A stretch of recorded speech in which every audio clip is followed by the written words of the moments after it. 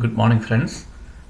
Here you can see the sound waves entering into the external auditory canal and reaching the tympanic membrane, which vibrates along with the ear ossicles, namely the malleus, incus and stapes, and the vibrations are getting into the inner ear. From this picture, you can make out the middle ear cavity very clearly here, and also make out that the lateral wall of the middle ear cavity is formed by the tympanic membrane, while the medial wall is formed by the inner ear.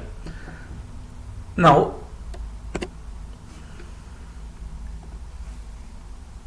look at this picture where you see the base of the skull. You see the skull from underneath. Alright. So here, if you watch carefully, you can see that this is a mastoid process of the temporal bone. And moving forwards and medially, here if you watch clearly, you can see the petrous part of the temporal bone. Okay, so that is a mastoid process of the temporal bone, and here you have the petrous part. I am drawing over the petrous part of the temporal bone. And if you look carefully, here onto the left side, you can see in front of the petrous part of the temporal bone, here the apex of the in front or the apex of the petrous part of temporal bone, you can see the carotid canal opening, and here you can see the other end of the carotid canal. So carotid canal is entering into the petrous part of the temporal bone and going into the skull. Alright. Now, just behind the gap or the gap between the petrous part of the temporal bone in front and the occipital bone behind, there is a fossa called the jugular fossa, into which the internal jugular vein enters. So this you have to keep in mind. Okay. So what you have to understand is middle ear cavity is contained inside the petrous part of the temporal bone. Okay.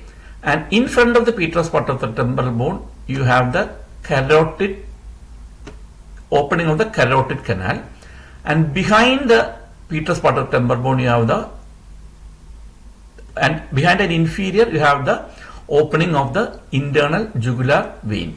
So keeping this thing in mind, let's go to the next picture. Here again it's a repeat thing. So what you are seeing, the skull from inside. Here you can make out the petrous part of temporal bone very clearly. You can also make out the jugular foramen behind and the carotid canal opening in front. So by and large, understand that the carotid artery is in front and internal jugular vein is behind. So let's go to the next picture now. So this picture gives an orientation about the arrangement of the structures in the middle ear cavity. Now above is a tegmen tympani. That is the roof of the petrous part of temporal bone, as you can see from here. So this is the tegmen tympani, that's forming the roof of the middle ear.